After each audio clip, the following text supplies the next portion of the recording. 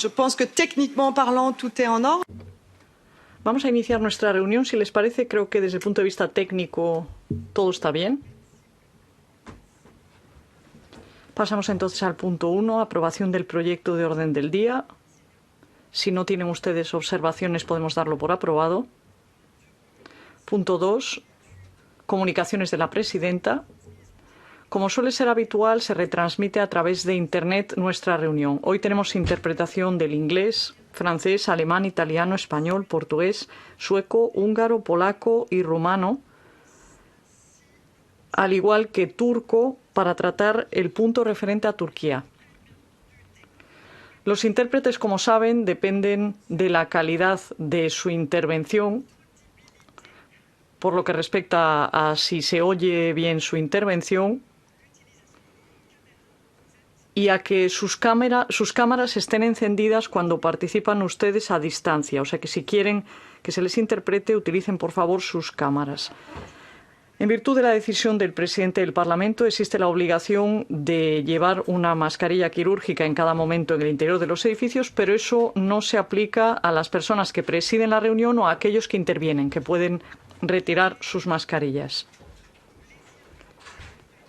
Es para mí un honor poder empezar esta reunión con la siguiente excelente noticia. El Tribunal Supremo de Arabia Saudí ha suprimido la condena de muerte de Al-Arab El-Aoui, detenido a los 14 años, torturado hasta confesar un delito no cometido, y en una resolución del Parlamento del 8 de julio de 2021 habíamos solicitado que no se le ejecutase, que se retirasen todo tipo de acusaciones y que se realizase una investigación sobre la posible tortura de la que fue objeto. Es un mensaje fuerte que esperamos que haya calado y esperamos además que pueda haber otros mensajes semejantes en este país.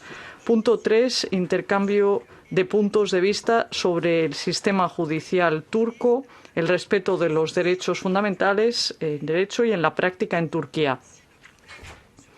Iniciamos nuestra reunión para hablar de la situación de los derechos fundamentales en Turquía y los últimos avances.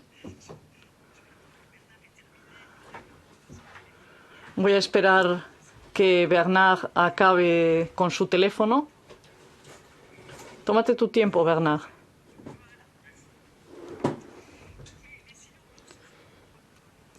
Como les decía, los mensajes que nos llegan son alarmantes en cuanto a la situación de los derechos humanos en Turquía. Nuestro Parlamento, además, siempre denuncia que lo que reina es la arbitrariedad, que hay un acoso sistemático y que se apagan las voces críticas al régimen del presidente Erdogan. Nuestra subcomisión ha tenido la oportunidad de abrir sus puertas a numerosos actores de la sociedad civil y a víctimas del autoritarismo.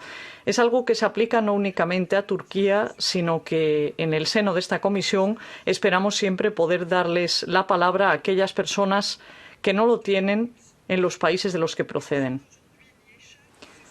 Todo el mundo se ve afectado: periodistas, abogados, universitarios, artistas, escritores, activistas feministas, mecenas, responsables políticos de la oposición, y la lista no es exhaustiva. La peor actitud en este caso sería que nos mantuviésemos en silencio en el Parlamento Europeo, por cansancio, por desesperanza o, peor aún, por tener presente otros aspectos geopolíticos. Cuando un país es miembro del Consejo de Europa y acepta que las decisiones del Tribunal Europeo de Derechos Humanos se aplican en su totalidad en su territorio, y cuando sus dirigentes además manifiestan que su país quiere sumarse a la Unión Europea y compartir sus valores, considero que es también nuestra responsabilidad establecer un diálogo para que esto no sean únicamente declaraciones, sino para que se pueda hacer también en la aplicación de sus valores. Esta mañana he tenido la oportunidad de reunirme con el embajador de Turquía ante la Unión Europea. Hemos tratado esta cuestión y espero que con el diálogo que hoy vamos a mantener podamos organizar una misión a Turquía para poder seguir abordando la cuestión de los derechos humanos. Ya sin más dilación, me gustaría darle la palabra a nuestros invitados, que son expertos en cuanto a la situación de los derechos humanos. Philip Dam, de División Europa y para Asia Central en Human Rights Watch, que ha sustituido a nuestro primer invitado, que era el señor Pierini. A continuación, contamos con la presencia de la señora Rashan Batarey-Saman, abogada y vicepresidenta de la Asociación de Derechos Humanos en Turquía. A continuación, Luca Perilli, juez, antiguo experto independiente de la Unión Europea en el ámbito del Estado de Derecho y antiguo experto del Consejo de Europa en Turquía. Y por último, el señor Johan van der Lanot, consejero jurídico principal y exministro de Estado en Bélgica. Me gustaría darle en primer lugar la palabra al señor Dam durante 10 minutos. Tiene usted la palabra. Muchísimas gracias, señor presidente. Espero que la conexión sea un poco mejor. La verdad es que les agradezco el interés que han prestado a esta comisión.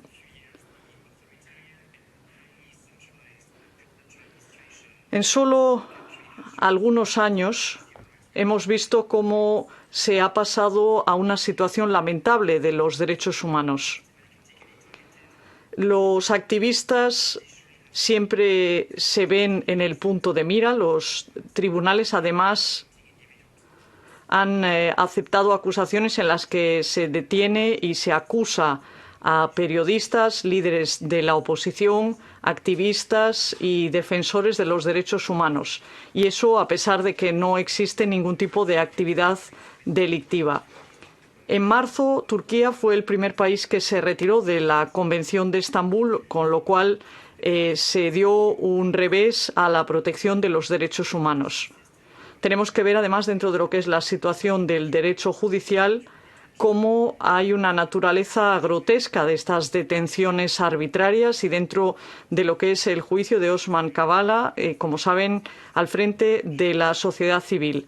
Ha habido una enorme presión en los grupos de derechos humanos y otras organizaciones en el país por parte del sistema judicial. Como saben, el señor Kavala está siendo acusado, sobre todo dentro de lo que es la propuesta de 2013 y después de lo que ocurrió en el 2014. El Tribunal de Derechos Humanos hace ya 2 años decidió que al tenerlo en una detención desde noviembre de 2017 y al juzgarlo por las actividades como activista, se dice que se le acusa en este sentido como defensor de los derechos humanos. Los intérpretes se disculpan, pero el ruido de fondo hace especialmente difícil la interpretación.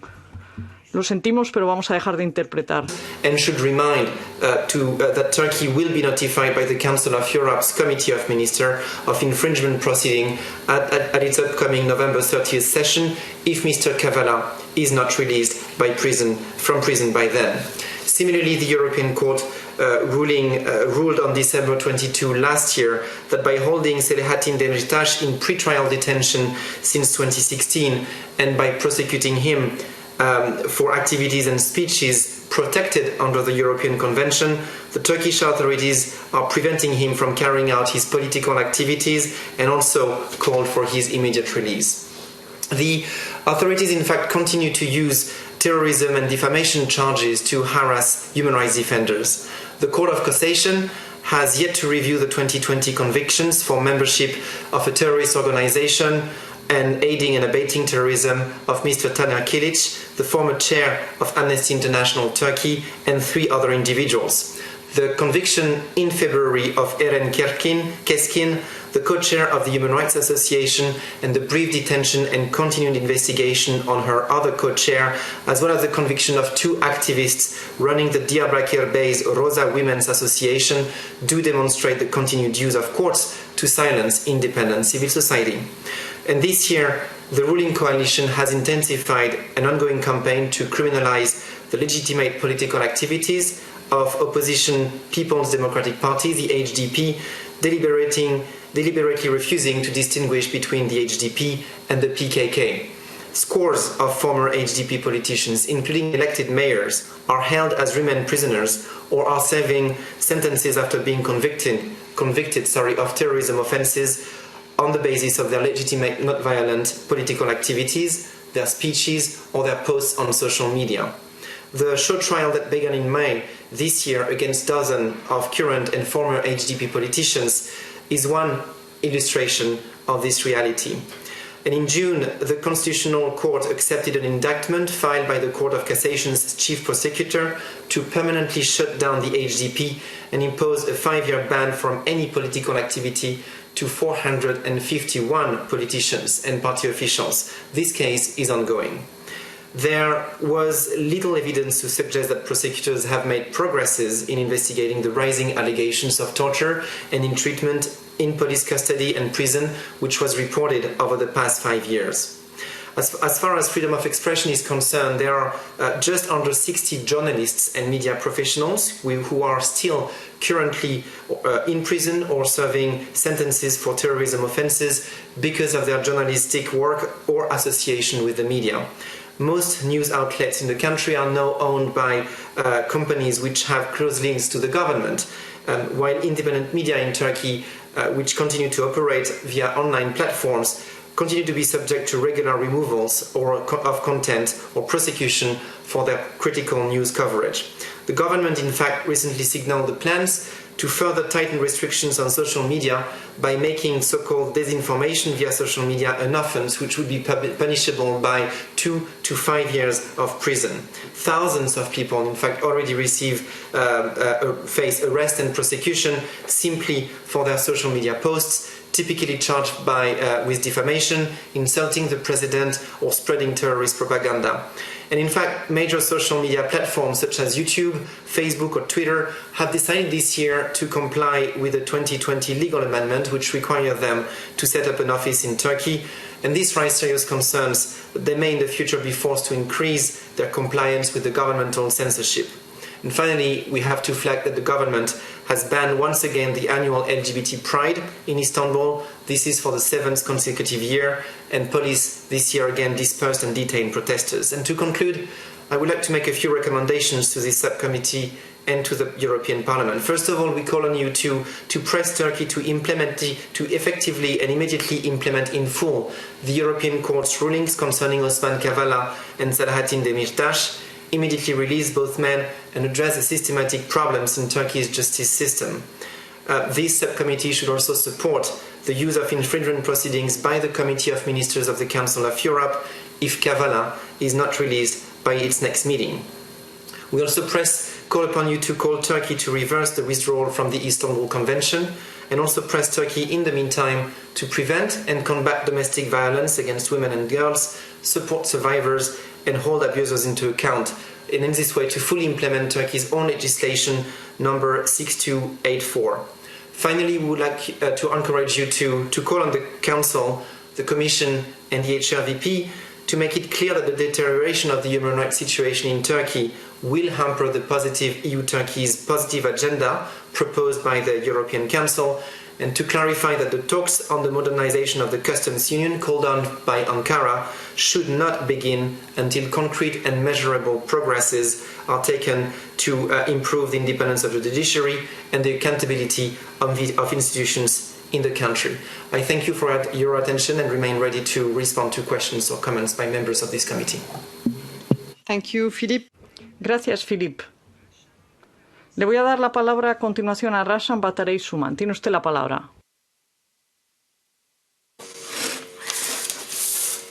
Merhaba, saygıdeğer katılımcılar. İnsan Hakları Derneği adına katılıyorum toplantıya. Gracias. Represento a la Asociación de Derechos Humanos de Turquía, copresidenta de la Asociación de Derechos Humanos creada en 1986. Se trata de una organización que se creó en ese momento y junto con el estado de emergencia que fue decretado después del golpe fallido, nos enfrentamos a violaciones graves, sobre todo frente a las comunidades kurdas y en concreto frente a los activistas y defensores de los derechos humanos y políticos kurdos. Están viendo cómo o bien se les investiga o bien sus actividades se están reduciendo enormemente o algunos incluso han sido detenidos. Vemos cómo se trata de una política de opresión que viene sobre todo en base a la legislación antiterrorista. Osman Kavala, Selahattin Demirtas siguen detenidos en base a esta legislación antiterrorista. Los activistas de derechos humanos han sido también detenidos, algunos de entre ellos están pendientes de juicio, algunos han sido también sentenciados en base a la misma legislación antiterrorista. Antes del 2015, como saben, se celebró el proceso de paz con negociaciones entre el PKK y el Estado.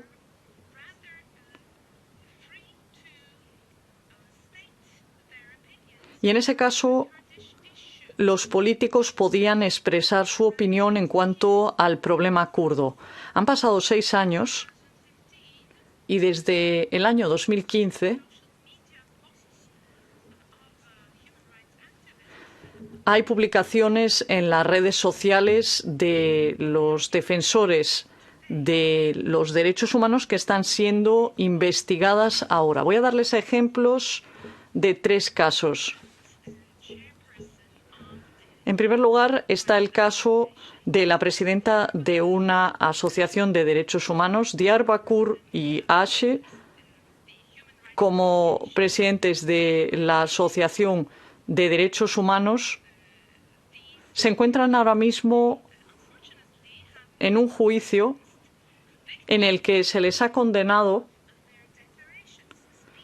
por las declaraciones que hicieron en nombre de las asociaciones de defensa de los derechos humanos.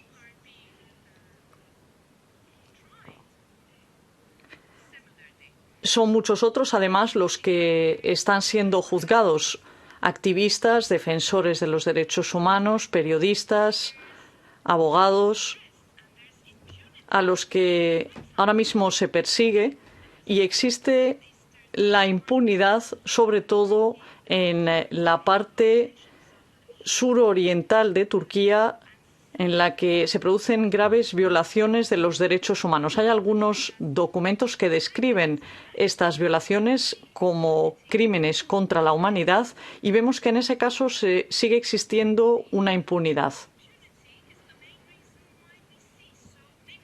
Por desgracia, la impunidad es la principal razón por la que observamos que existen tantas violaciones. Los funcionarios estatales están seguros de que no van a recibir ningún tipo de sanción a pesar de las violaciones que se han cometido. Sabrán probablemente asimismo que ha habido desapariciones forzosas durante las detenciones, algo que se observaba durante los años 90, y hay casos que o bien se suspendieron o bien se declararon nulos.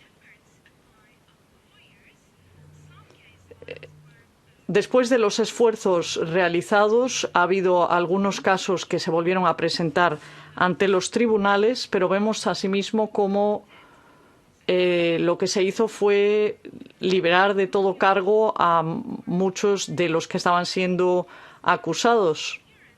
En casos, por ejemplo, de desapariciones en los años 90, vemos como hay casos que se han presentado ante el Tribunal de Derechos Humanos de Estrasburgo,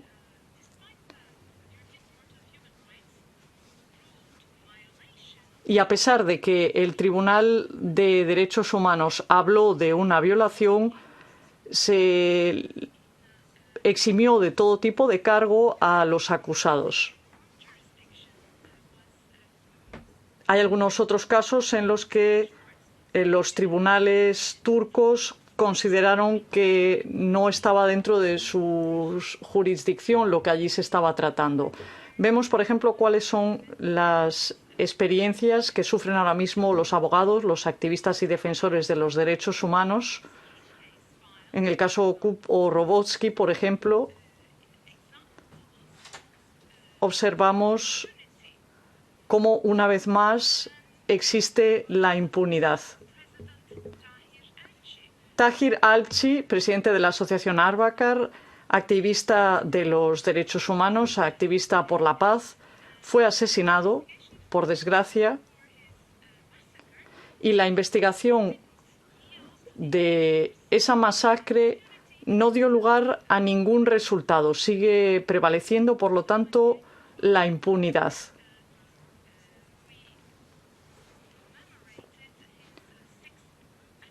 El 28 de octubre celebramos su aniversario de muerte.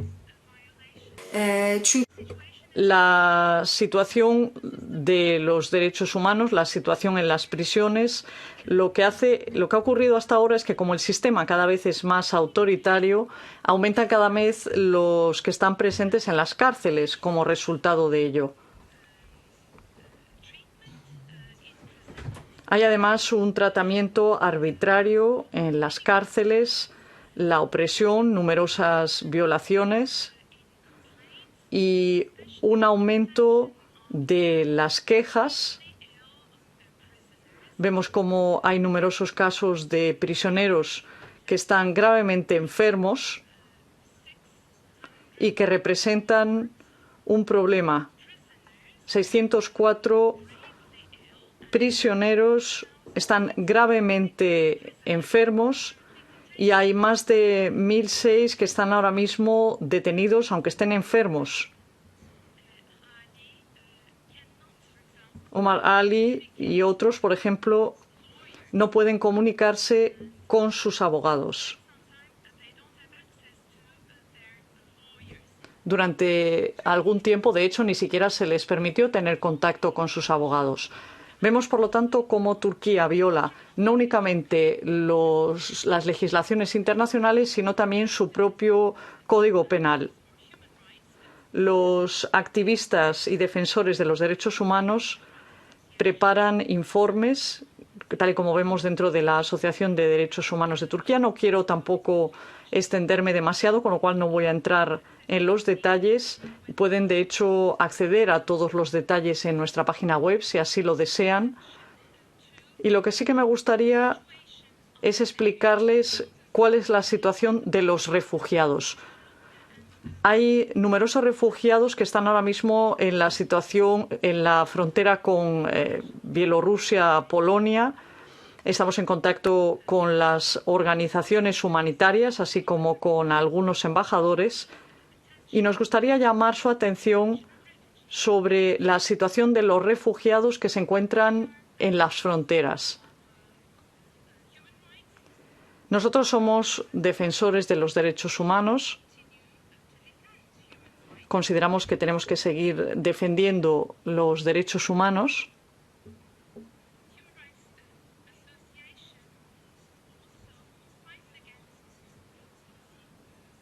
Y la asociación lo que hace también es tratar aquellas políticas que han supuesto una violación de los derechos humanos. Al hacerlo, es para nosotros especialmente importante poder participar en reuniones como estas y ver cómo ustedes pueden decidir ante hechos como este. Luca Perilli. Le doy la palabra enseguida a Luca Perilli. Durante 10 minutos, Luca.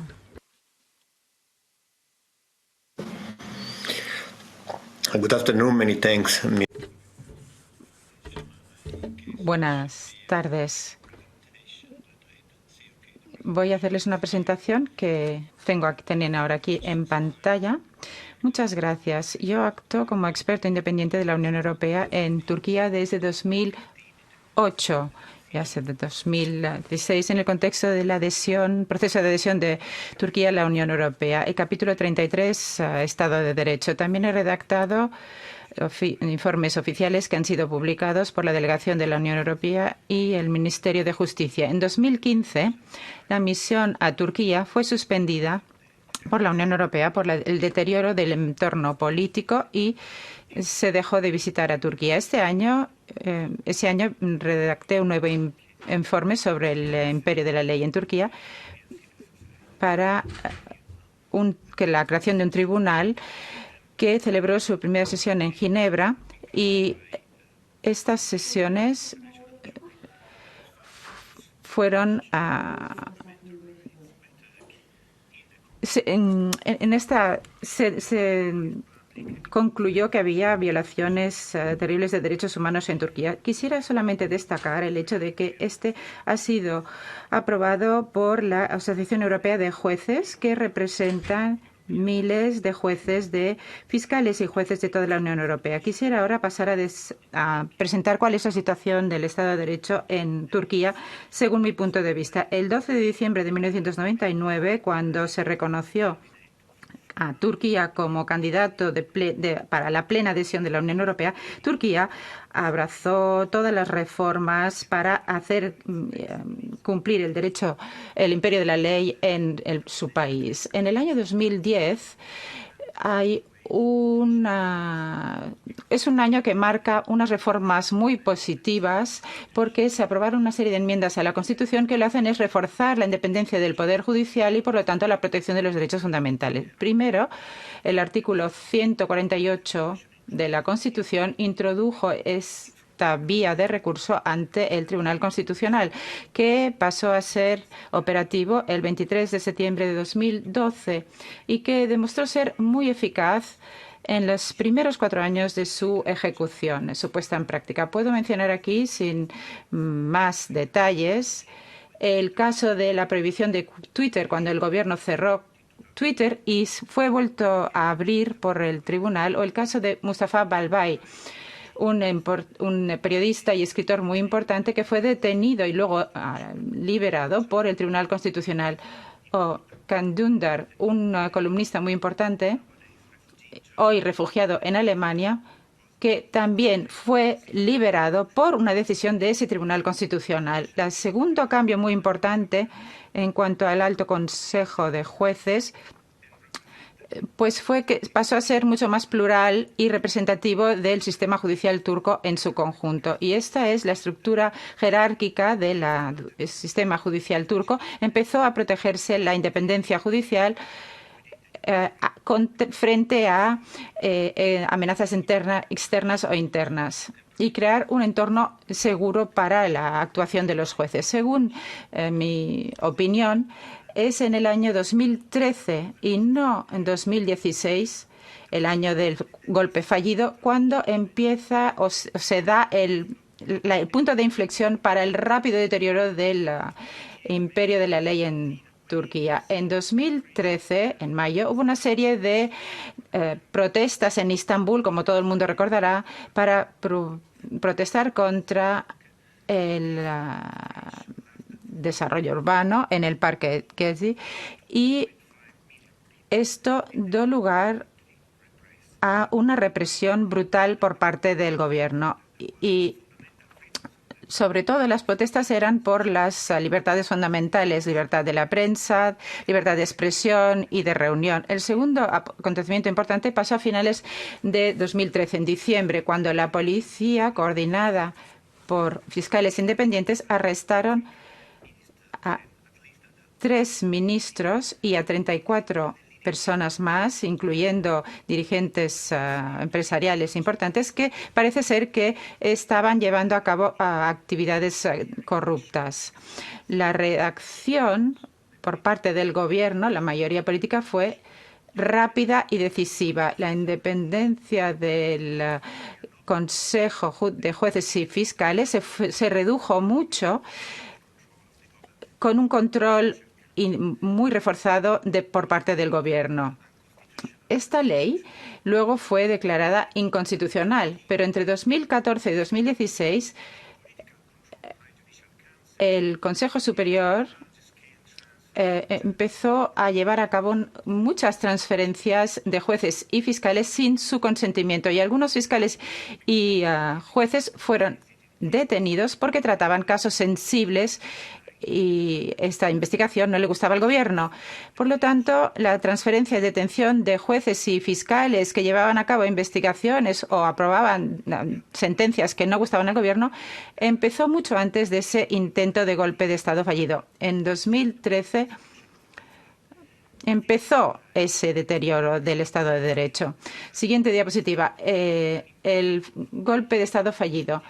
Pues eso dio lugar a una escalada de los ataques del gobierno al Estado de Derecho, con este estado de emergencia que duró durante 2 años. Durante esos 2 años, casi 4.000 fiscales y jueces fueron despedidos. Más de 1.600 jueces y fiscales fueron detenidos después de este golpe de Estado fallido. Y el resto, simbólicamente, afectó a estas 2 personas que ven en pantalla, que fueron detenidos al día siguiente porque el acuerdo constitucional que había protegido los derechos humanos, se detuvieron a 140 miembros del Tribunal Supremo y muchísimas más personas. La Asociación de Jueces y Fiscales fue disuelta por decreto, además de muchas asociaciones que eran muy activas en la protección de derechos humanos. Además, el presidente de la Asociación de Jueces Independientes fue detenido y condenado a 10 años de detención. Siguiente diapositiva. Como ya he dicho antes, la defensora de derechos humanos pagó un precio muy alto. Se detuvo a muchísimos abogados y otros activistas de derechos humanos o representantes de ONGs. También había alegaciones de malos tratos durante la detención de algunos jueces y fiscales. Murieron en la prisión, como por ejemplo Ebru Timki, que murió después de 120 días en huelga de hambre pidiendo un juicio justo. Los defensores de derechos humanos estaban muy frustrados entre los no arrestados. Y en este clima, pues se acabó de hundir el Estado de Derecho.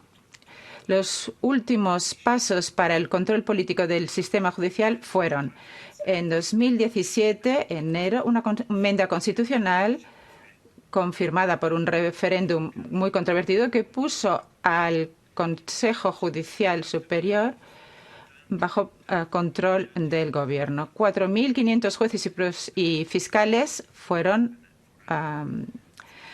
detenidos.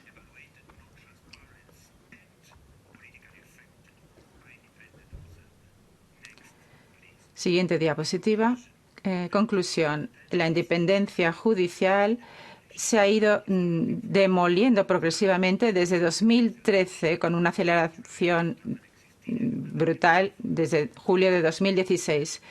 La independencia interna y la independencia individual a la presión interna y externa, independencia individual de las jerarquías internas, el principio del juez natural, los derechos de asociación, de libre asociación, la apariencia de imparcialidad de los jueces, la autonomía y la independencia de los jueces. La consecuencia de la disolución de este Estado de Derecho quedan puestos en evidencia con los muchísimos detenciones y por el hecho mismo de que la primera decisión del Tribunal de Derechos Humanos, como los 2 más conocidos,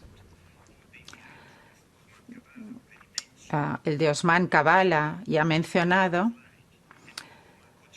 y el antiguo copresidente del partido kurdo HDP, Selahattin Demirtas, pues no se han cumplido por parte de Turquía en una clara violación de sus obligaciones internacionales. Gracias, Luca. Le doy la palabra a Yolande van der Lanot.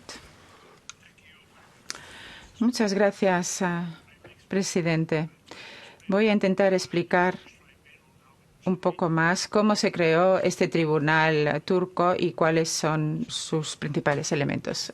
Diapositivas, por favor. Primero, el origen. ¿Por qué hemos tomado esta iniciativa? Hay tres causas. Primero, el número creciente de alegaciones de violaciones de derechos humanos, torturas, secuestros, no libertad de la prensa, detenciones arbitrarias. No hay un sistema judicial independiente turco que lo pueda corregir. Y tercero, los mecanismos internacionales normales como el Tribunal Europeo o la Comisión de las Naciones Unidas o la Comisión Europea de Derechos Humanos, cuando tienen una decisión o una opinión o un dictamen que emiten, no se ejecutan y se pasan por alto. Todo eso nos ha llevado a la decisión de intentar este tribunal de Turquía. Cuando decimos nosotros, quiere decir la comisión organizadora es el profesor Rick van der Walle, rector de la Universidad de Ghent, el profesora Pauwels, rectora de la VUB, Universidad de Bruselas, el profesor antiguo presidente del Tribunal Constitucional belga y antiguo presidente de la Comisión de Naciones Unidas de Derechos Humanos, el doctor Marc Boissoert, Jan de Bock y Christine Musche, que es abogado en el bufete donde trabajo y ahora especializado en derechos, abusos sexuales. 5 personalidades distinguidas en la sociedad belga. Este tribunal dependerá mucho de la calidad y la independencia de los jueces que lo compongan. Hemos elegido 6 jueces. El presidente es la profesora Françoise Tulkens, antigua vicepresidenta del Tribunal Europeo de Derechos Humanos, profesor Malin Beni, antiguo juez de ese Tribunal Europeo, pero también de la Comisión de Venecia. El profesor Ledi Biancu, antiguo juez del Tribunal Europeo de Derechos Humanos también y también de la Comisión de Venecia. Profesora adjunta Angelita Bayens del Instituto Robert Kennedy de Derechos Humanos. Se lo pedimos porque también queríamos alguien del sistema interamericano. El doctor John Pache, antiguo secretario de la Comisión de Derechos Humanos de Naciones Unidas y profesor en Australia. Lo elegimos por su experiencia con el sistema de Naciones Unidas. Y de África, el juez Johan van der Westhuizen, antiguo juez en el Tribunal Constitucional de Sudáfrica y antiguo profesor de la Universidad de Pretoria, donde fundó, creo hace más de 20 años, el Centro para los Derechos Humanos, que en estos momentos es uno de los centros de derechos humanos más importantes de todo el mundo. Es decir, 6 personalidades cuya independencia y experiencia y conocimientos expertos a nivel jurídico nos parecieron sumamente importantes y que nadie puede dudar de ellos. Siguiente diapositivo. Hemos preparado el tribunal con informes que fueron publicados en la web y que fueron debatidos en webinarios con mucha participación. Más de 5.000 personas asistieron y que también fueron comunicados a tiempo al gobierno de Turquía para que nos dieran su opinión, su reacción, y que no obtuvimos. Informes sobre tortura por parte de Eric Sotas, antiguo secretario general de la Asociación Mundial contra la Tortura, y yo mismo. Secuestros, Johan Heymans, abogado, experto en secuestros y que antes hacía informes a la Asociación de Jueces de Ankara. Sobre libertad de la prensa, Philippe Leroux, profesor de la Federación Internacional de Periodistas. Luego, el profesor Emre Turgut, sobre impunidad, que tiene un doctorado sobre la impunidad en Turquía y es un experto en este campo. Luca Perilli, anterior orador, no tengo que presentarle, con un informe que ha sido aprobado por 2 asociaciones de jueces y también un informe sobre crímenes contra la humanidad, del cual soy yo mismo autor, profesor sobre derechos humanos durante 32 años y tengo cierta experiencia en este campo. Se celebró en Ginebra en septiembre del 21. Los ponentes presentaron el informe. 15 testigos. Se invitó al gobierno de Turquía a participar para cada uno de los temas, pero no reaccionó y la opinión final fue pronunciada antes del 24 de septiembre de este año. Bueno, ¿cuáles son las conclusiones de este tribunal para Turquía? Siguiente diapositiva. Les voy a dar Muy brevemente, para los aquí presentes y los que no lo están, lo pueden obtener, tenemos el dictamen del Tribunal de Turquía en un folleto de 64 páginas. Está aquí todos los detalles. También los informes están recopilados en un libro que es un poco menos práctico porque es más voluminoso, pero todo se puede encontrar en la página web. Bueno, ¿cuál es el dictamen final o la conclusión sobre la tortura? 2 puntos. Primero, hay un uso sistemático y organizado de la tortura, y esas dos palabras, sistemática y organizado, son muy importantes. Y segundo, tenemos una declaración de la señora Keskin, que es una abogada de derechos humanos, que ha dicho que los informes médicos independientes sobre tortura no son aceptadas, y el tribunal ha dicho que esto es consecuente con la información que se ha presentado al tribunal. Es muy importante que no solo tenemos tortura, sino la falta de pruebas que puedan ser entregadas por médicos independientes. Siguiente diapositiva. Sobre los secuestros. Una cita simple. Los secuestros son partes de acciones estatales hacia oponentes políticos percibidos. Son personas que son secuestradas y luego las quejas sobre secuestros no se investigan de manera adecuada. Por lo menos hay 3 personas de manera independiente tienen que ser confirmadas que han sido secuestradas cuando se da esta situación. Siguiente diapositiva. Sobre la libertad de prensa. Las conclusiones del tribunal pueden ver que son bastante largas, pero básicamente se trata de que hay mucha jurisprudencia en el Tribunal Europeo de Derechos Humanos de violaciones del artículo 10 por parte de Turquía, y esto queda ilustrado en mucho informe sobre la naturaleza muy extendida de los retos a la libertad de expresión, incluido la libertad de prensa en el propio país, cosa a la que se han referido ya los otros oradores. La independencia judicial, siguiente diapositiva. No, perdón, esta va de la impunidad. Si juzgamos la situación que tenemos en Turquía, el tema de la impunidad es el más importante, la cuestión de la impunidad. Las violaciones de los derechos humanos pueden suceder en cualquier lugar, pero si no hay ninguna posibilidad de sancionarlo, pues van a seguir evolucionando de una forma terrible. Y eso está muy claro si vemos los informes, si vemos los documentos, los testimonios. La cultura corrupta de impunidad en Turquía, que desde 1980 ha ido alcanzando unos niveles imprecedentes hasta el momento actual, en el 2016. Aquí hablo de la independencia, no quiero repetir lo que ha dicho Luca. La conclusión es que el acceso a la justicia y, por lo tanto, la defensa de los derechos humanos en Turquía es una ilusión en Turquía, no funciona. Y la última, quizá la más importante, le pedimos al tribunal si todo esto, como dijo también la delegada de la Asociación de Derechos Humanos, que también lo mencionó, yo creo que esta es la conclusión más importante. El resultado, la conclusión del tribunal es que estos actos de tortura, de desaparición obligada, de secuestros, se tienen que considerar como parte de una guerra sistemática contra la población civil, y por lo tanto se podría incluso llegar a considerar como un crimen contra la humanidad si se puede probar la conciencia y la prueba de la culpa del culpable, del acusado, perdón. Turquía tiene en estos momentos unas relaciones muy importantes con la Unión Europea.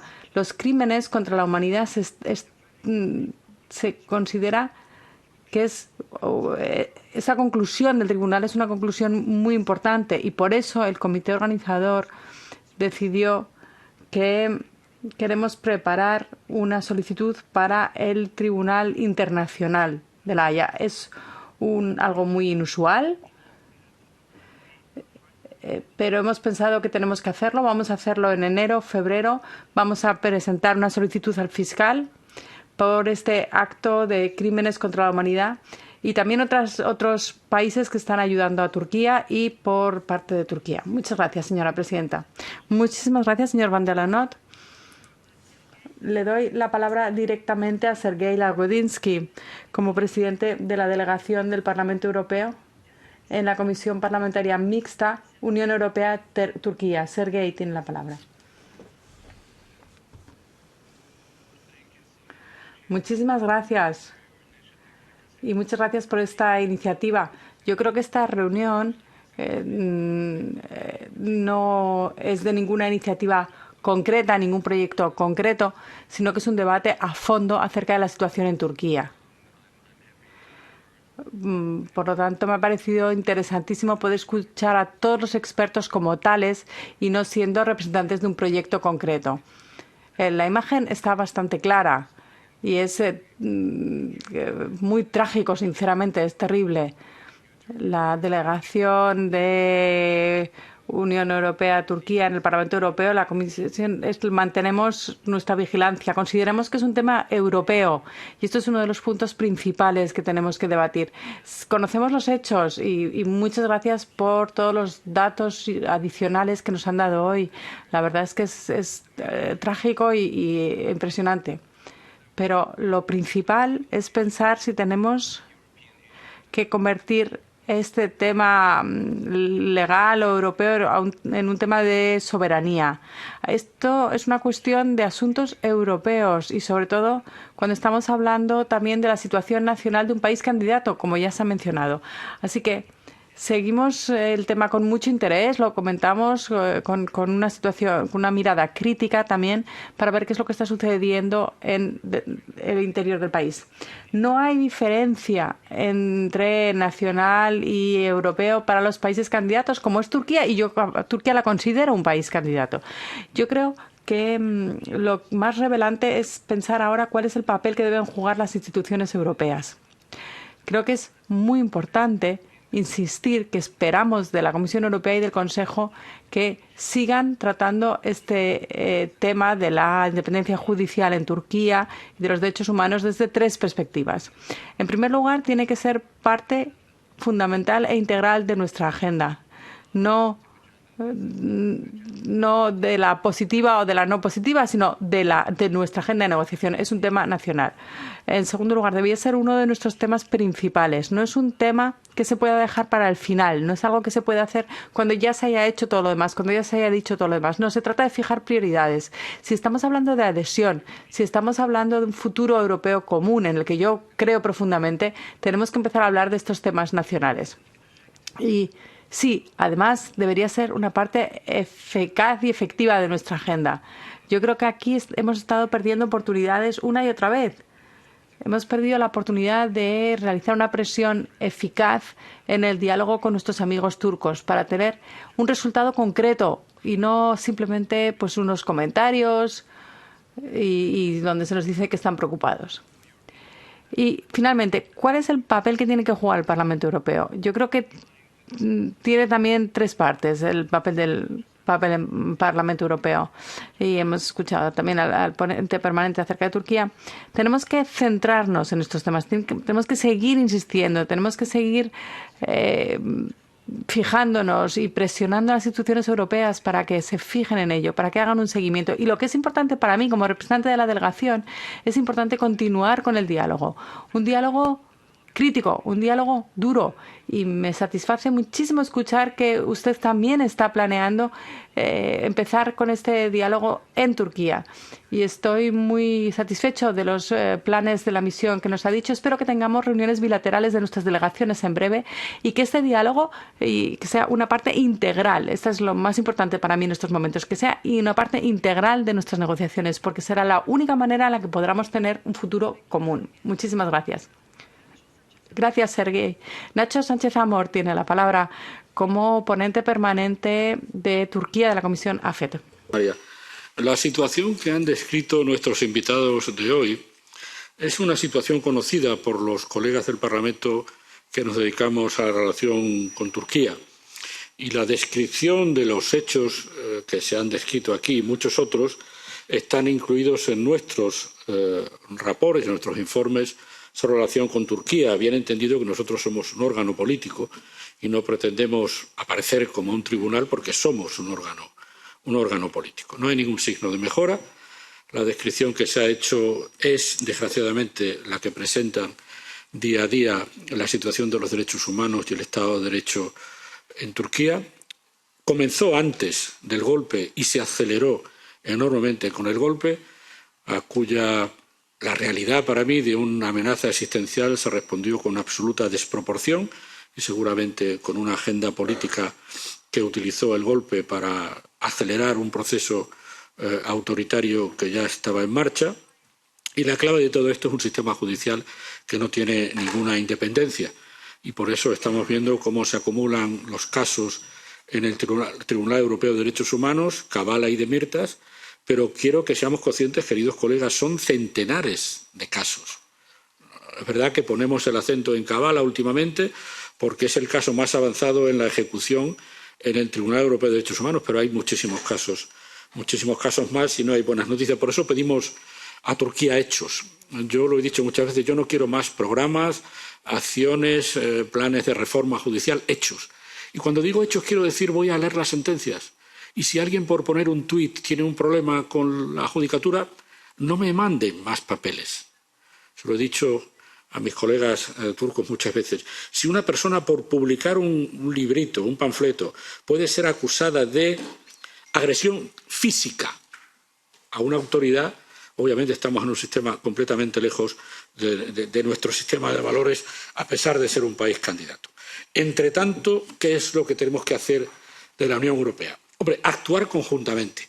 Que unos pocos embajadores de la Unión Europea firmen un papel crítico con el sistema judicial turco, con países terceros, es un disparate político.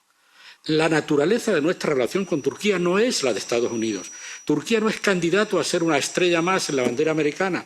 Turquía no es un país candidato a formar parte de Nueva Zelanda. Turquía es candidato a la Unión Europea y por eso la Unión Europea está legitimada para examinar la situación de derechos humanos y Estado de Derecho en Turquía, con una naturaleza completamente diferente de la que tienen terceros países.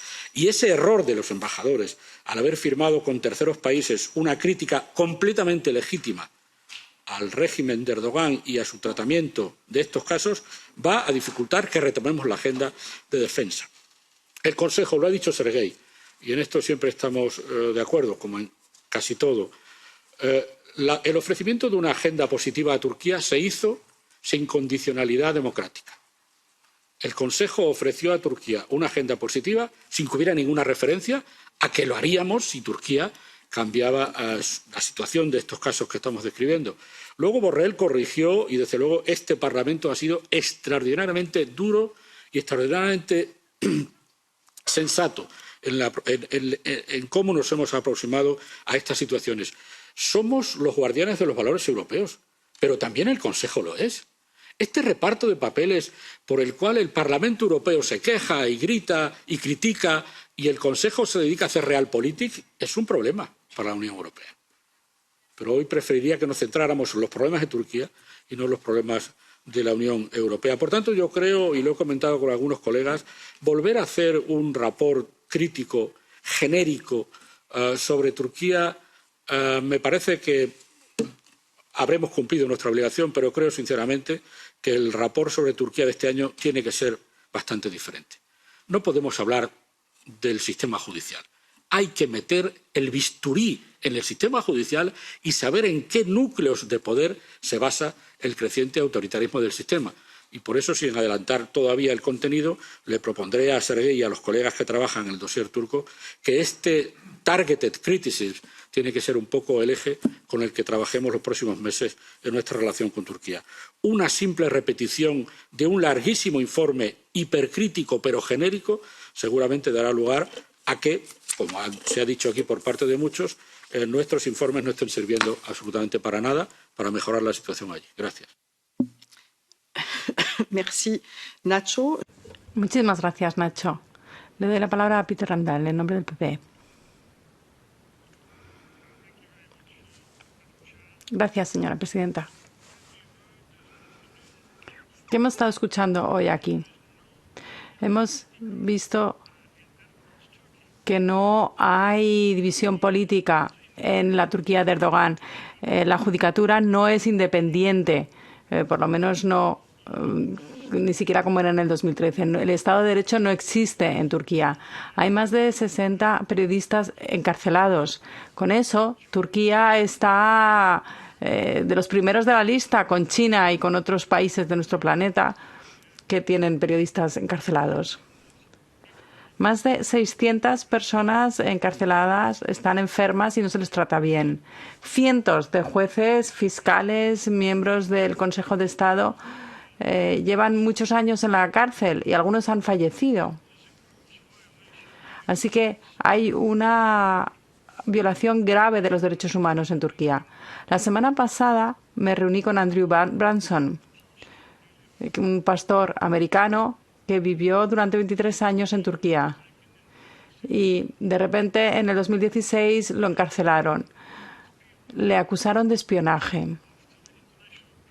Y después de la presión internacional y después de 2 terribles años, le liberaron. Pero sigue teniendo pesadillas a día de hoy. No consigue dormir 6 de 7 noches a la semana. Eso es lo que hemos visto, lo que vemos. Una Turquía sin Estado de Derecho y que viola los derechos humanos. Y está aquí, en Europa, porque cuando decimos que queremos hacer algo, pues entonces Turquía dice que inundará Europa de refugiados. ¿Qué debemos hacer? Hablamos, hablamos y hablamos. Especificamos y narramos todos los casos que conocemos.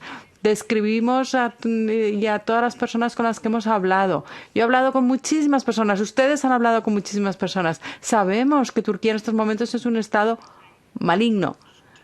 Y por eso yo creo que tenemos que dejar de hablar. Tenemos que boicotear este país.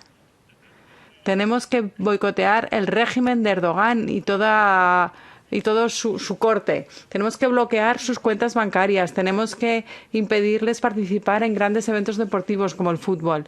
Y me satisface mucho, me ha alegrado mucho escuchar que queremos que presentarlos ante el Tribunal Internacional. Necesitamos solidaridad con todas esas personas que sufren día tras día en Turquía. Y yo diría que no hay adhesión de Turquía a la Unión Europea. No hay diálogo posible. No se puede hablar con un régimen que es deliberadamente sordo. Es imposible hablar con ellos. Así que yo le diría a la señora Bagnoton, yo le diría, ¿qué propone? ¿Que sigamos hablando? Es que no es posible seguir hablando. ¿Qué sugieren? Yo creo que hay que dejarlo. Ya hemos hablado suficiente. Llevamos muchos años sufriendo las infracciones del régimen de Erdogan en las leyes fundamentales que tenemos todos. Muchas gracias, señor Fandal. Le doy la palabra al señor Madrides en nombre del SD. Gracias. Yo seré muy breve. 2 preguntas. Una puede parecer más política que jurídica, pero es ambas cosas. ¿El régimen actual que hay en Turquía es una democracia? ¿Es un régimen democrático? Yo creo que eso es lo primero que tenemos que decidir. Y cuando hayamos decidido eso, pues entonces tenemos que enfrentarnos a las realidades, tenemos que enfrentarnos a las repercusiones políticas que tendría eso. Porque yo creo que hay mucha gente a nuestro alrededor que no está dispuesta a aceptar eso. Y segunda pregunta. Teniendo en cuenta que la base de votos de Erdogan ha sido la clase media y clase baja, o la gente con bajos ingresos, esa es su base de votos, pues yo creo que el imponer sanciones económicas no solo castigará a Erdogan, sino que también será un empuje para las fuerzas democráticas que haya dentro de Turquía. Por suerte las hay en Turquía, para que puedan derribar esta dictadura, que todos sabemos que lo es, pero no todos nos atrevemos a decirlo. Muchas gracias. Sí, gracias. Yo creo que lo que hemos estado escuchando aquí desde el principio de la reunión nos obliga a plantearnos lo siguiente, pero yo no tengo respuesta, o por lo menos por ahora no tengo respuesta.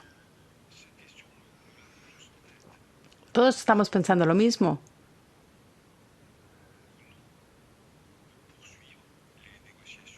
¿Debemos continuar con las negociaciones sobre el proceso de adhesión o no?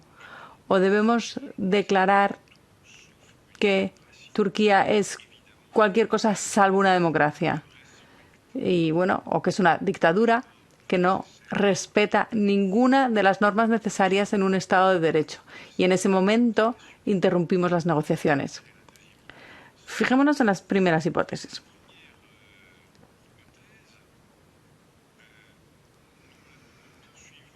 En una primera hipótesis, continuamos hablando sin olvidar, bueno, una cosa que no es tampoco errónea, que es justa, que es que el señor Erdogan no es eterno, que este estado de violación permanente de todas las normas democráticas, lo que le lleva haciendo sufrir a su país y a sus compatriotas, tampoco va a ser eterno. Y podemos ver que mañana se retoma el proceso de democratización de Turquía, el que estuvimos viendo y viviendo hasta hace unos años. Pero en ese caso sería contraproducente dejar de tener medios de presión, perder los instrumentos de presión que tenemos al estar hablando de la ampliación con Turquía. Porque nuestro compañero Lagodinsky y Sánchez Amor nos lo han dicho. Mientras estén en marcha estas negociaciones, todo lo que pasa en Turquía nos afecta. Y nos da un medio de presión. Por otro lado, continuar con las negociaciones es formar parte de este teatrillo. Es humillante para la Unión Europea.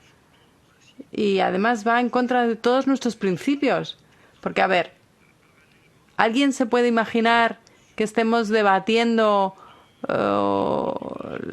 la edición del Egipto del mariscal Sisi, donde sabemos que hay también una tortura incluso más sistemática que la de Turquía? Pues no podríamos imaginarnos eso. Entonces, ¿por qué lo hacemos con Turquía? ¿Por qué lo hacemos con Turquía hoy? La Turquía de hoy. Porque debo decir que me deja perplejo esta situación. Si interrumpimos el proceso de adhesión, por un lado perdemos nuestros medios de presión, ¿cierto? Pocos o poco eficaces, pero que existen estos medios de presión. Y además tacharíamos la posibilidad de que Turquía volviera a la democracia. Y yo creo profundamente en esta vuelta de Turquía a la democracia. Queridos compañeros, yo no lo sé. Debo confesar aquí que no sé qué debemos hacer. Muchas gracias, Bernard. Antes de darle la palabra al Servicio de Acción Exterior, me gustaría hacerle dos preguntas a nuestros distintos oradores. En primer lugar, y como decía Luca, el procedimiento de adhesión hasta 2010 nos ha mostrado que existía la capacidad de introducir reformas en el sistema turco. Vemos que el periodo de ahora mismo es un periodo en el que se ha dado marcha atrás. Me pregunto cómo podemos, por lo tanto, proyectarnos más allá del año 2022 y seguir trabajando en las reformas que se podrían realizar en Turquía dentro del proceso de adhesión y cuáles serían las prioridades que se pondrían sobre la mesa en cuanto a esas reformas para poder preparar que se vuelva a una forma democrática en Turquía. En segundo lugar, está el trabajo realizado por el tribunal, al que llamamos tribunal, pero que es un tribunal simbólico, ya que no representa un tribunal real. Es un tribunal al que se ataca por tomar partido a favor de ciertos activistas turcos, sobre todo los gülenistas. Yo lo que me planteo es si nos pueden ustedes explicar cuál es el trabajo que se ha hecho en el seno del tribunal con la totalidad de la población turca y no únicamente un movimiento concreto, ya que eso puede hacer que se elimine la credibilidad de este tribunal. Eso, aunque se haya nombrado a jueces y a expertos que se supone que son independientes. Considero que en el trabajo que aquí realizamos es importante que se pueda demostrar esta independencia. En tercer lugar, la tercera pregunta que quisiera plantearle a los servicios de acción exterior es que se habla muy a menudo de esa adhesión y de esa herramienta de adhesión y de cómo se pide una reforma. Yo considero que sí que se tienen que solicitar ciertas modificaciones en el sistema turco. Hay otra herramienta de la que se habla mucho menos, que es la unión aduanera. Y en el seno de esta casa se tiende a pensar que podíamos olvidarnos de la ampliación, pero que deberíamos seguir reforzando la unión aduanera, lo que hace que estaríamos en el fondo decidiendo que se siguen haciendo negocios con Turquía en interés de Europa y en interés de Turquía. Sin embargo, esa unión aduanera no tiene ninguna presión que poder ejercer en cuanto a los derechos humanos. Y esta posibilidad haría que la Unión Europea perdiese, en este caso, su posibilidad de negociar el Estado de Derecho en Turquía. Me gustaría saber cuál es ahora mismo la posición en el seno del SEAE en cuanto a esta posibilidad, es decir, renunciar a que se siga trabajando en pro de la adhesión, pero que se trate la situación económica entre Turquía y la Unión Europea, lo que, como decía el señor Mavrides, haría que disminuyese esa palanca que podemos ejercer en Turquía. Me gustaría darle la palabra a Thomas Fredesen, jefe de división para Turquía, y luego a Bernard Brunet, jefe de unidad para Turquía también. Thomas Fredesen. Gracias. Muchísimas gracias por invitarnos a este importante debate que hoy se celebra sobre uno de los temas más difíciles, las relaciones Unión Europea-Turquía. Quisiera darle las gracias además a los oradores anteriores. Como un país candidato, Turquía tiene que respetar y promover los valores que se incluyen dentro de los criterios de Copenhague. La Unión Europea sigue estos avances tanto en Bruselas como a través de nuestra delegación en Ankara. Sin embargo, como ya se decía en el informe preparado por la Comisión Europea para Turquía, Turquía se ha alejado de esos valores comunes, de esos valores fundamentales, incluyendo en el sistema judicial. Casos como los de Kavala y Demirtas son los más visibles, pero como ya decían anteriormente nuestros oradores, no son ni muchísimo menos los únicos, se dan muchos otros casos. Este es un tema que la Unión Europea ha planteado al más alto nivel, también en las conclusiones del Consejo de junio de este año, en las que se destaca que el Estado de Derecho y los derechos fundamentales son la principal preocupación ahora mismo. Los líderes europeos además han insistido en que pueda seguir el diálogo con Turquía y cómo eso forma parte integral de las relaciones Unión Europea y Turquía. Los funcionarios de la Unión Europea están en contacto directo con los turcos y nuestra delegación en Ankara participa además activamente en el seguimiento de los tribunales y además colabora con las embajadas de los Estados miembros sobre el terreno. En cuanto a Kavala, como se decía anteriormente, está en la cárcel sin que se le haya condenado de ningún delito y a pesar del fallo de 2019 del tribunal, hay 6 decisiones internas del Consejo, además, que solicita su liberación inmediata. Es lamentable la situación. Estamos en un estrecho contacto con el Consejo de Europa de forma continua y ustedes son conscientes también de lo serio que es este tema para el Consejo de Europa y cómo este puede incoar los procedimientos de infracción si no se libera al señor Kavala. La Unión Europea, además, lo ha tratado a menudo. Consideramos que es importante hacerlo. Hicimos una declaración la semana pasada, lo hicimos en el pasado también y vamos a seguir haciéndolo. Instamos a Turquía a que siga las recomendaciones del Consejo de Europa en cuanto al refuerzo del Estado de Derecho, la democracia y los derechos fundamentales, y que pueda aplicarse el fallo del tribunal que solicita la liberación incondicional del señor Kavala, algo que vamos a tratar también se va a tratar también dentro de la próxima sesión de ministros del Consejo de Europa. Turquía, como miembro del Consejo de Europa, tiene que respetar las normas y estándares a los que ha suscrito en beneficio de sus ciudadanos.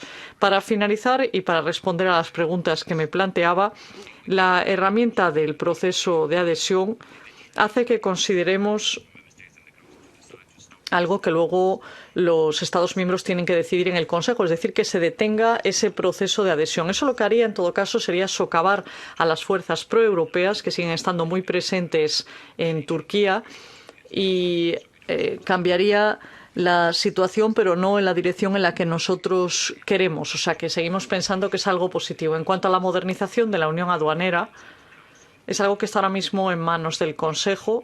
Sabrán que todavía no se ha finalizado el mandato para la Comisión Europea. A fin de cuentas, se trata de un proceso especialmente largo.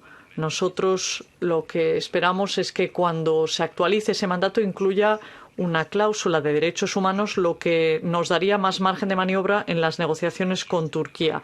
Saben que una modificación llevaría años modificarla, más allá de lo que sería el próximo ciclo electoral en Turquía, o sea que lo vemos como una inversión a largo plazo con la cual podemos promover reformas en Turquía, no solo comerciales, sino también de otro tipo. Gracias. Gracias. Tiene la palabra a continuación Bernard Brunet. Gracias, presidenta. Tal y como se decía, Turquía sigue siendo un país candidato, aunque las negociaciones ahora mismo están paradas. La Unión Europea lo considera como un país candidato y evalúa a Turquía en base al acervo. Vemos, por lo tanto, que existe la necesidad de informar sobre los acontecimientos en Turquía. Hace años ya presentamos un informe exhaustivo sobre los preparativos de cara a la adhesión en Turquía y el respeto del acervo de la Unión.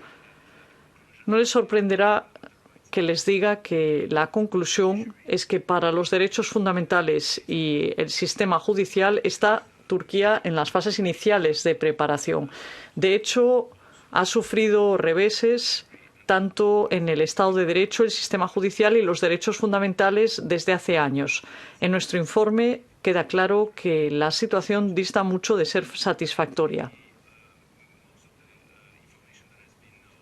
No voy a repetir toda la información que ya han dado los oradores anteriores, pero sí que quisiera destacar los siguientes puntos que figuran en nuestro informe. Por lo que respecta al sistema judicial, ya hemos indicado que existe una falta sistémica de independencia del sistema judicial. No sistemática, sino sistémica. Es decir, es un problema del sistema judicial en sí. El problema viene de los cambios constitucionales y de las enmiendas que se hicieron hace algunos años, que comprometieron el equilibrio de poder real existente, hicieron que el Poder Ejecutivo tuviese un exceso de control tanto en cuanto al aspecto legislativo como al judicial. Eso ha hecho que se hayan producido casos desafortunados en los que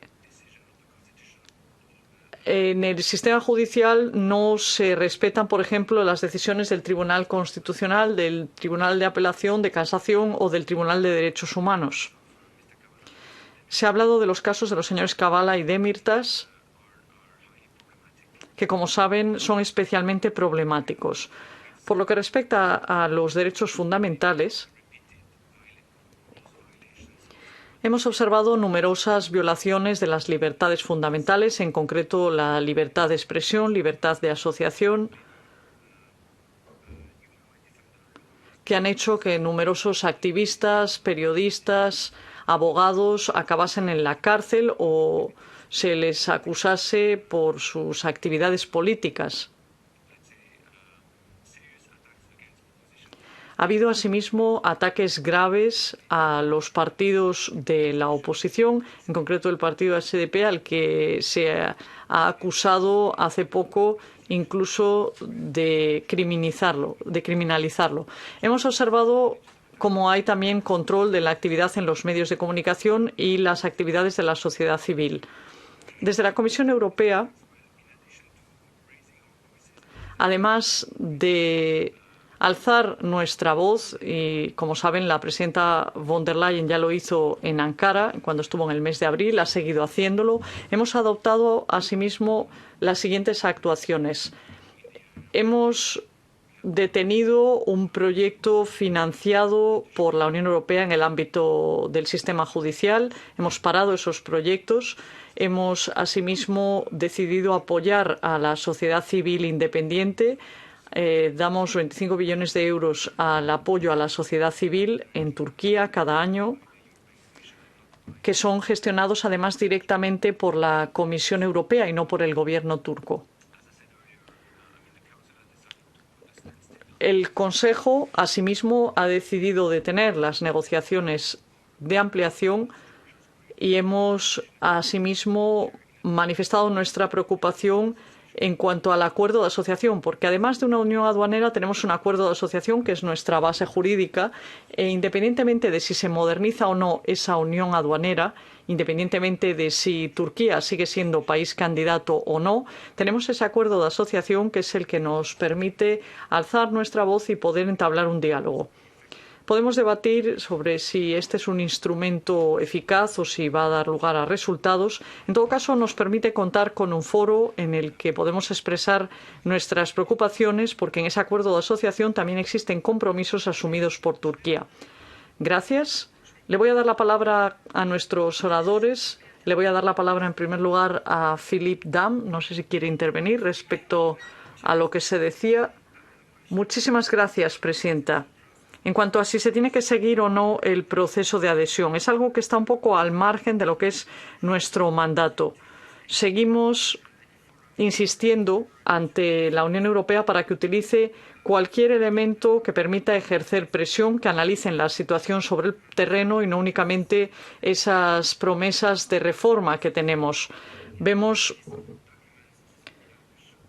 cómo en la aprobación de los distintos documentos se observan las discrepancias entre lo que proponen y lo que vemos sobre el terreno para los periodistas y los activistas de la sociedad civil.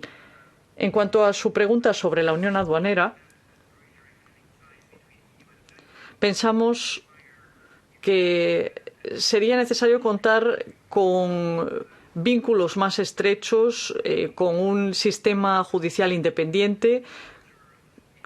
La sociedad civil sigue el comportamiento de las administraciones, de las empresas y demás. Y lo que vemos en este caso es que los tribunales han sancionado algunos de los negocios que son propiedad de personas críticas con el régimen, o intervienen, por ejemplo, los consejos de administración. Eso es algo que tendría que preocupar a Europa antes de tomar la decisión de invertir. Pensamos, además, que en principio pues no se deberían empezar las negociaciones sobre la unión aduanera hasta que no se observen progresos en la protección de todos estos derechos. Los activistas independientes no pueden esperar años a que progresen las decisiones y hacer que se incluya como elemento de condicionalidad los derechos humanos. Es ahora donde la Unión Europea tiene que encontrar una estrategia, sobre todo si a Turquía le interesa esa unión aduanera. Tendrían que solicitar los cambios ahora. Antes de que empiecen esas conversaciones, la Unión Europea debería esperar medidas concretas y progresos en ese sentido. Gracias, Philippe. Le voy a dar la palabra a Rashan.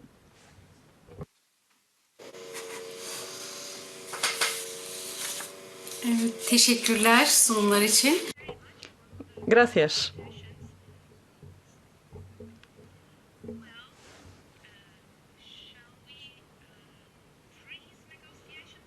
En cuanto a si se tienen que detener las negociaciones de adhesión. Yo, como defensora de los derechos humanos, no puedo comentar si se tienen que detener esas negociaciones de adhesión. Lo que sí que puedo es hacer observaciones sobre las graves violaciones de los derechos humanos que se cometen. Considero que tiene que ser firme a ese respecto la Unión Europea. Gracias, Luca. Luca Perilli, si desea intervenir. Gracias. Quisiera hacer dos breves observaciones. En primer lugar, en cuanto a si Turquía sigue siendo una democracia. Voy a intentar hacer una consideración legal al respecto. El TFUE habla de lo que son los valores comunes, es decir, el respeto del Estado de Derecho, los derechos fundamentales y los derechos de las minorías. Y es aquí donde se plantea el gran problema de los tribunales. Las negociaciones se basan en acuerdos jurídicos. Yo lo que me planteo es, en aquel caso en el que existe una violación clara y no existe ninguna intención de respetar los valores fundamentales de la Unión Europea, ¿sigue existiendo margen para la negociación y el debate o no? Eso es lo que me planteo. En segundo lugar, ¿cómo se consigue la confianza en el sistema judicial? En primer lugar, se han producido cambios constitucionales en el ámbito constitucional, legales, en el ámbito jurídico, y en ese sentido es posible dar marcha atrás. Se podría volver a enmendar la Constitución y volver a tener un marco jurídico adecuado. Pero luego está también el problema del dolor y el sufrimiento tanto en el sistema judicial como en la sociedad. La sociedad está totalmente polarizada. Hay muchos jueces buenos a los que se ha suspendido. Y ahora mismo hay 10.000 jueces nuevos a los que se ha contratado de una forma no transparente y a los que no se ha formado para ser profesionales. Esa profesionalidad forma parte de la independencia judicial de los jueces. ¿Se puede, por lo tanto, volver atrás por lo que respecta al carácter del sistema judicial, tal y como están las cosas? Quisiera mencionar lo que ocurre en numerosos países donde se vinieron abajo los regímenes autoritarios. En esos países lo que se busca es cómo volver a reincorporar a aquellos a los que se había despedido y si, entre tanto, aquellos a los que se habían contratado tenían los valores adecuados. Considero que si no se hace este proceso es difícil que se siga adelante con la pacificación en Turquía. Luca, muchas gracias. Quisiera responder primero a la pregunta del señor Van Dal. ¿Qué podemos hacer? Bueno, primero, la Unión Europea ya cuenta con sus propios instrumentos, el European Magnitsky Act. Esto nos brinda una oportunidad. Por ejemplo, en casos de claros de tortura que no han sido examinados y cuyos autores no han sido perseguidos, en casos de incluso de torturas múltiples, se puede aplicar esta ley, esta herramienta. Nos vamos a reunir con expertos de Estados Unidos a principios de diciembre, de Canadá, Australia, Europa, Estados Unidos, para hacer las primeras exámenes de los casos a los que se podría aplicar la Magnitsky Act. Es verdad, no deberían verse afectadas las personas, los ciudadanos comunes y corrientes por estas sanciones, pero la Unión Europea tiene la posibilidad de fijarse en aquellos a los que queremos afectar. El fiscal, por ejemplo, que está continuamente encarcelando a Osman Kavala sin pruebas. Segundo, ir al ICC. Bueno, por ejemplo, si un individuo, una persona, pone una solicitud, el fiscal todavía tiene la posibilidad de que le parezca oportuno o no es un caso suficientemente grave o no. Si uno de los países europeos apoya la solicitud, debe ser examinado, pero no por la Unión Europea, por los países. También debo decir que cuando presentemos esta solicitud, las autoridades públicas de Bulgaria, Albania y Moldovia también estarán involucradas. No solo es Turquía. Hay un país candidato, Albania, que también estará involucrado porque hay secuestros ilegales. Incluso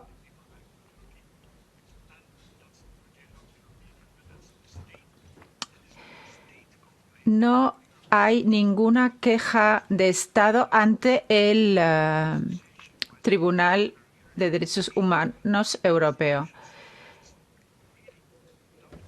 Hay expertos que han dicho que no es posible entender cómo ningún país europeo nunca ha presentado una queja de Estado contra Turquía ante el Tribunal Europeo de Derechos Humanos, lo cual sería, aunque se fuera a nivel simbólico, muy importante. Entonces, si usted me pregunta, son tres posibilidades que tenemos, en parte de la Unión Europea y en parte de Estados de los miembros. Y luego, Presidenta, cuando usted hablaba del pluralismo y dice este Tribunal de Turquía sería organizado por los gulenistas. No, estábamos en Ginebra y en un hotel dirigido por una señora belga, por cierto, y el embajador de Turquía dijo, no, esto no se debe permitir porque es una organización terrorista.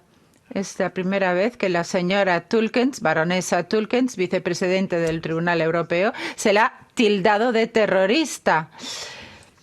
Cuando uno no puede decir nada sobre el mensaje, se intenta atacar al mensajero. Entonces, hemos dicho claramente, y además con éxito, que siempre, para cada uno de los temas que se trataban, teníamos personas diferentes, personas seguidoras con el movimiento kurdo o favorables a Gülen o personas críticas. Y siempre hemos hecho hincapié en ello. Y es quizás la primera vez que esto se hace así, incluso con la señora Oktay, periodista kurda. Hay personas que del movimiento de Gülen, pero no se puede decir que no sea plural. Por supuesto, tenemos las competencias de los jueces y a nivel de financiación hemos dicho que es crowdfunding. No se pueden contribuir más de 10.000 euros por persona. Nadie puede decidir lo que tenemos que hacer a través de la financiación. No pagamos a los jueces, no pagamos a los ponentes. Y me quedan 40.000, así que si alguien más quiere contribuir, bienvenido. Pero la independencia de ese tribunal de Turquía, desde luego, está fuera de toda duda. Pues muchas gracias a todos por sus intervenciones.